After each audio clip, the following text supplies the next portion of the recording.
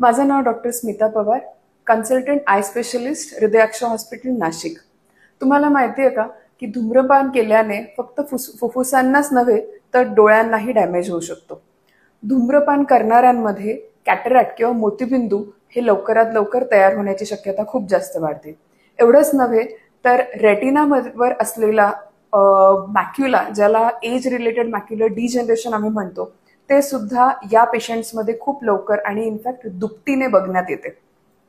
एवढंच नव्हे तर डायबेटिक रेटिनोपॅथी, ज्यांना ऑलरेडी डायबिटीज आहे आणि डायबेटिक रेटिनोपॅथीचे चेंजेस ऑलरेडी पडद्यावरती आहेत, अशा पेशंट्सला सुद्धा धूम्रपान केल्याने डॅमेज हा खूप लवकर होतो।